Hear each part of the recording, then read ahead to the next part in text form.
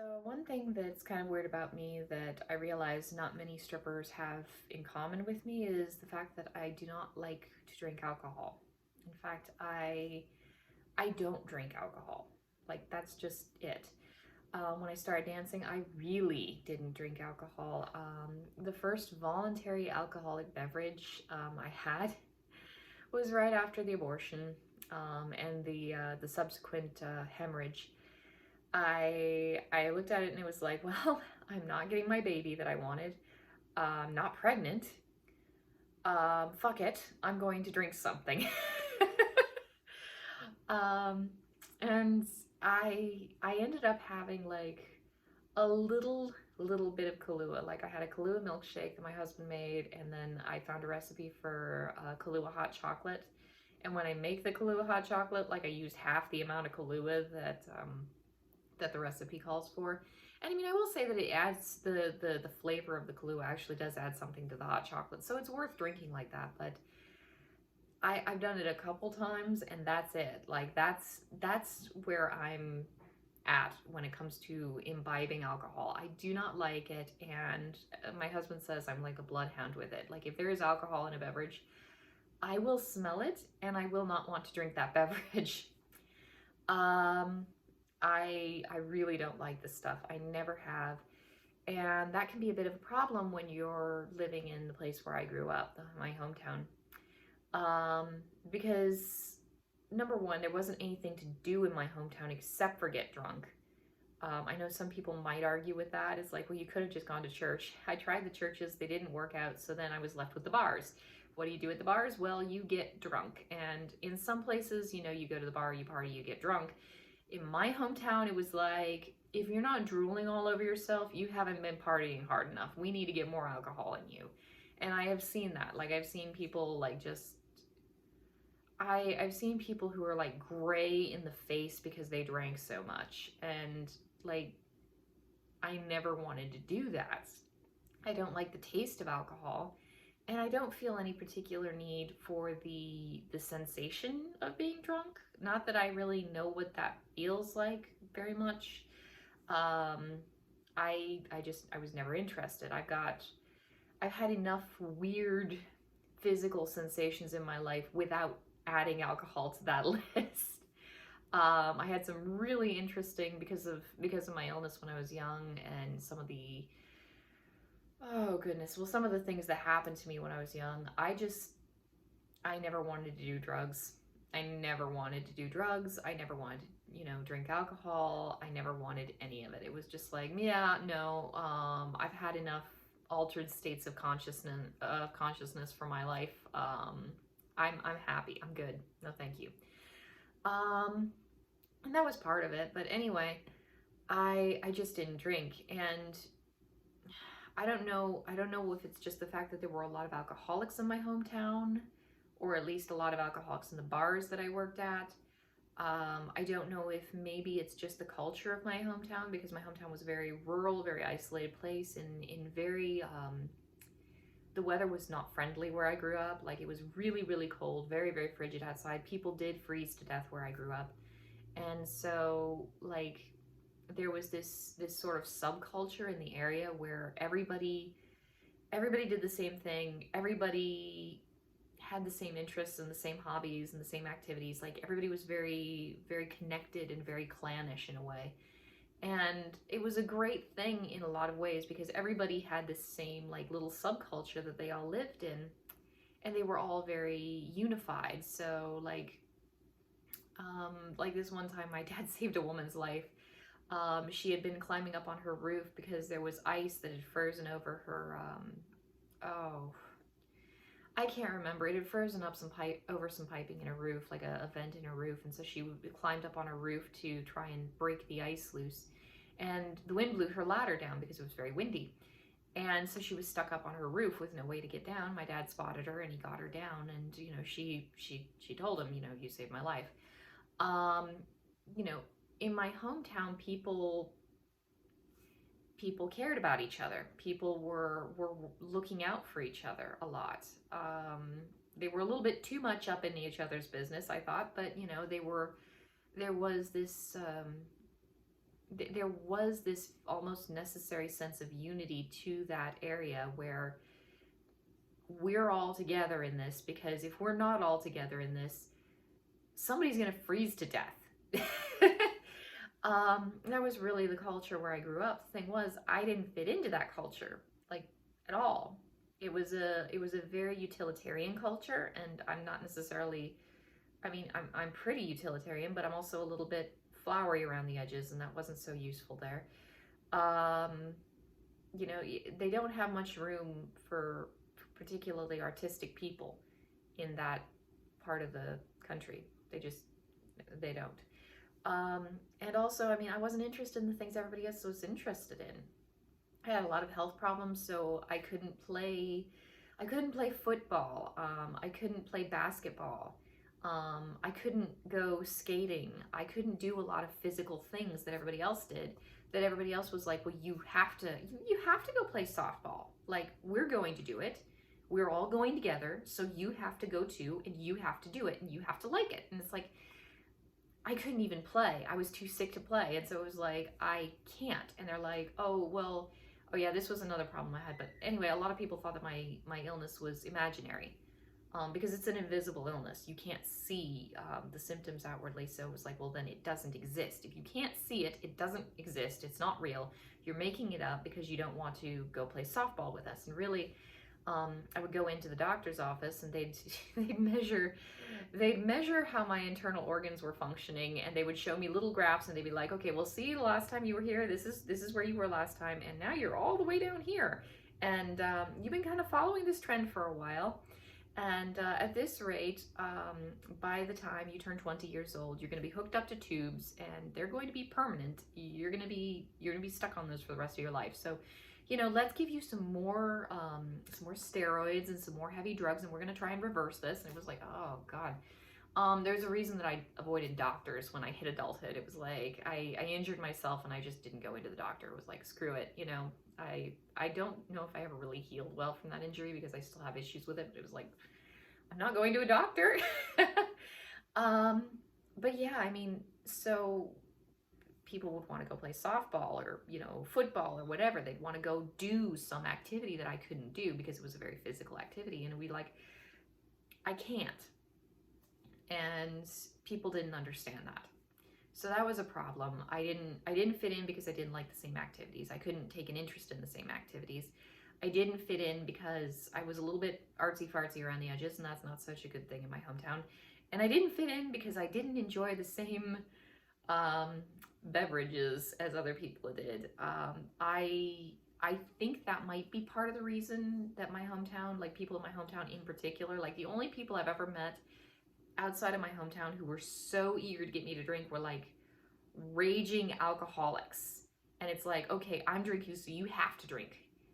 And that was kind of the attitude in my hometown. Like, I went to the city, I started dancing in the city, and it was like, oh, you don't want to drink? Okay, cool. Well, would you like some orange juice? Would you like a soda? It's like, whatever, In my hometown, you have to drink because we're drinking, so you have to drink. It was like, well,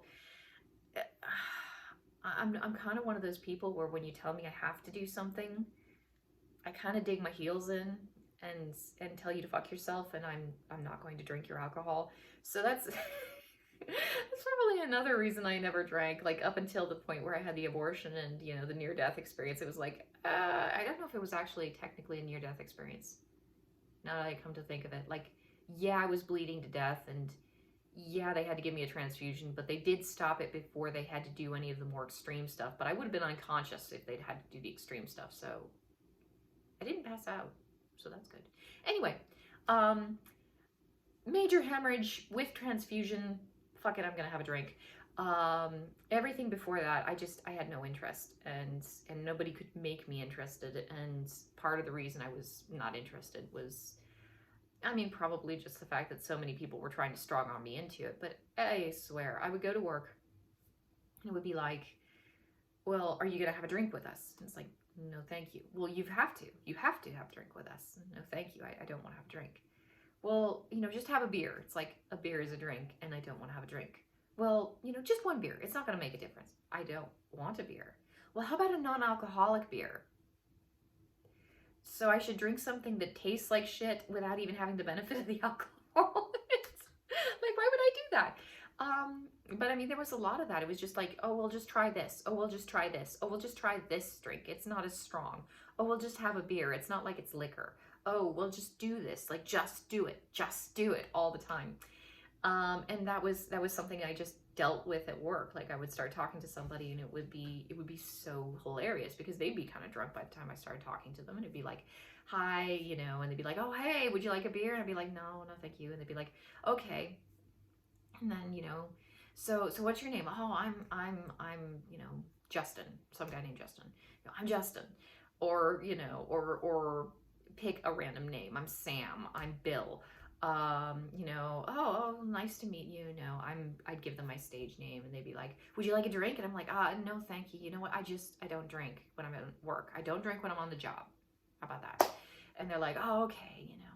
So what do you like to do for fun? Oh, you know, I like to go into clubs. I like having a good time. Hey, would you like a drink? It's like, I don't actually drink. Oh, okay, all right. And then, you know, you just go on like this, like every little step in the conversation. Because I had a game I would play with my customers. It'd be like, I would talk to them about 5 different subjects, and then I would ask them to dance. And if they seemed really interested, I might only go through 2 subjects. So like, hello, what's your name? You know, are you new here? Are you from around here? What do you like to do for fun? You know, hey, would you like a dance? Like, you kind of give a little bit of intro, but you don't sit and talk with them forever, because like, I knew girls who would like sit and talk with the same guy for, you know, a good hour, you know, 2 hours, and they would really be trying for like a VIP dance, which can, you know, be hundreds and hundreds of dollars. Not hundreds and hundreds, but, you know, $400 sometimes. They'd be trying for that, but, you know, maybe this guy didn't want to commit that kind of money, and then they would be wasting their time on him. Me, I was much more of a kind of a just spray the room sort of person. Like, I would go up to every single guy. Hey, what's your name? Are you from around here? Oh, what do you like to do for fun? Would you like a dance? And then, you know, they'd say no, so I'd go on to the next guy. And I would spend like a little bit of time talking with each one, but once I'd kind of gone through a handful of comments or a handful of different subjects, and the discussion was like, okay, I'm moving on. You're not interested, whatever. You know, so that was the thing. But I remember there were like these guys, I would get into the conversation. Hi, what's your name? So what's your name? And they'd be like, hey, would you like a beer? It's like, no thanks, I don't drink while I'm at the job. Are you from around here? Yeah, I'm from around here. Would you like a beer? It's like, okay, well, no, I'm not interested. So what do you like to do for fun? Oh, you know, I like to drink beer. Hey, would you like one? It's like, God. So many conversations that I would have about just alcohol.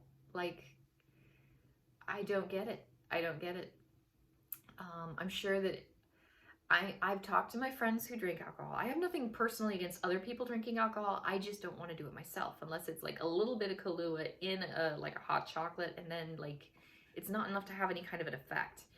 But like, I've talked to my friends who drink alcohol, and they're like, yeah, you know, it's if you drank more alcohol, you would get it. You'd get why people do it. And it's like, yeah, but I hate the flavor, and I don't like the idea of getting drunk. Like, apart from those 2 things, why would a human being drink this stuff? So anyway, the bartenders were like that too. And there was this one bartender in particular, like, it's in my hometown, like everywhere else that I've gone, the bartenders are cool with the fact that I don't drink. In my hometown, it's like, oh, well, come on, you gotta have a shot. I don't want to have a shot. Well, you gotta have a shot, you know? And we go back and forth. And so there was this one bartender, and it was the second club I ever worked at. And the first club I ever worked at, she would like give me a soda or an orange juice and kind of wink at the other customers like, oh, she doesn't drink alcohol, which, you know, didn't help me to make my sales. It didn't help my business. And it was really kind of annoying, because then all these guys would be, you know, heckling me like, hey, just have a beer. Hey, just have a shot. I'll buy it. Don't worry about it. It's like, you know, can we do anything other than talk about alcohol? Second club I worked at had a much better process. They had a tequila bottle that they kept full of water. And if a guy asks to buy you a shot, you can say yes. You go up to the bartender, and you have an agreement with the bartender beforehand.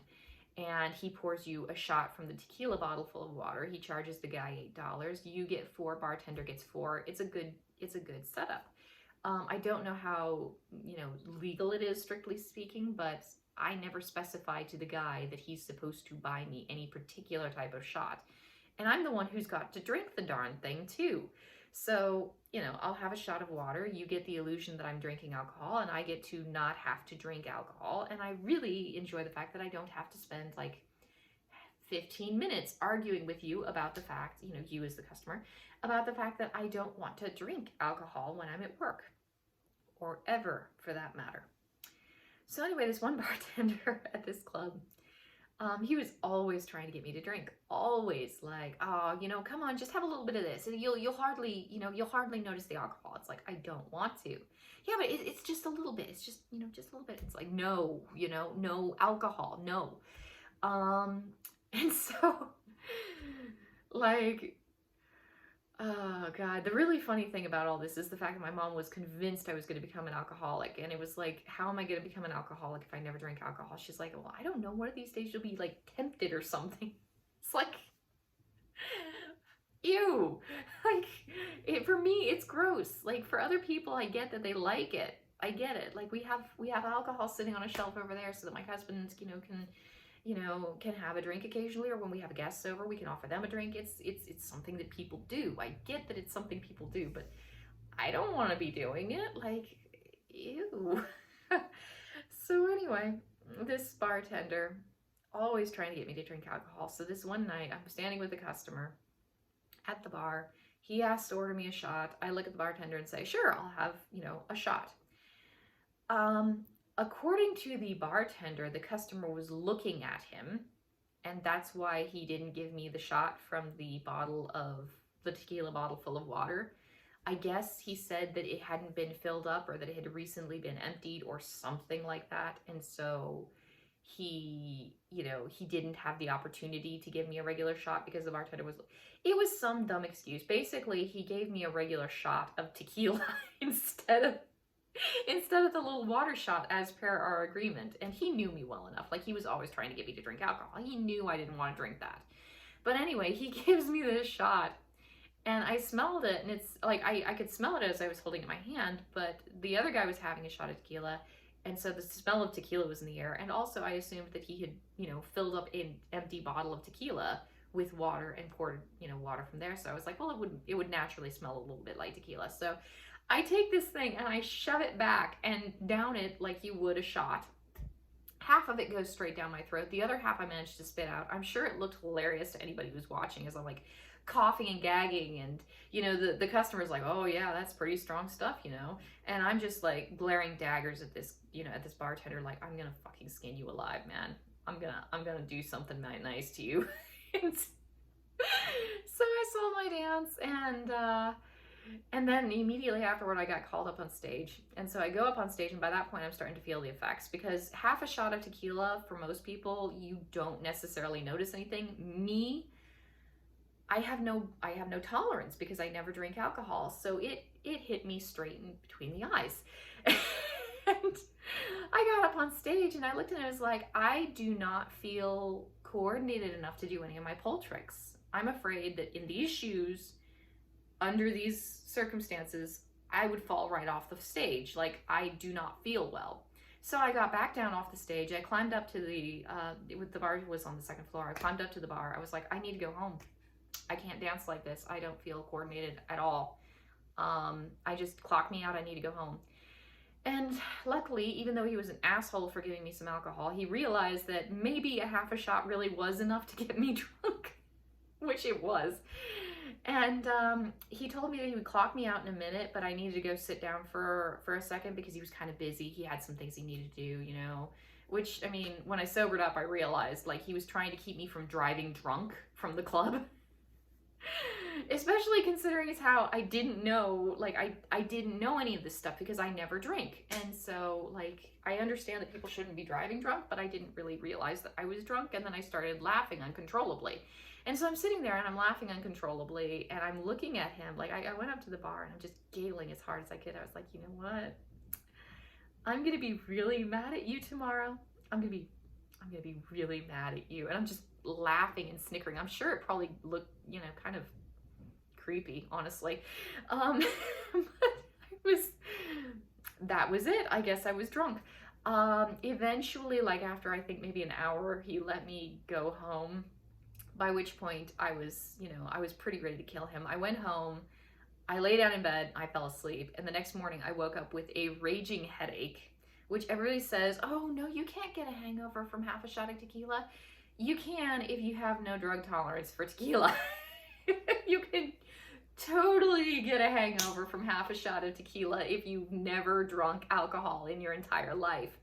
So I get up, I get ready for work, I go to the club at opening, I show up, and he's there, and I look at him, it's like, I'm gonna fucking kill you, man. Like, I was so mad. And he's like trying to talk me down and like giving me this whole excuse, like, oh, well, you know, I couldn't fill the bottle up with water, and oh, you know, it was, you know, there was nothing I could do, and it's your fault because you didn't distract the customer.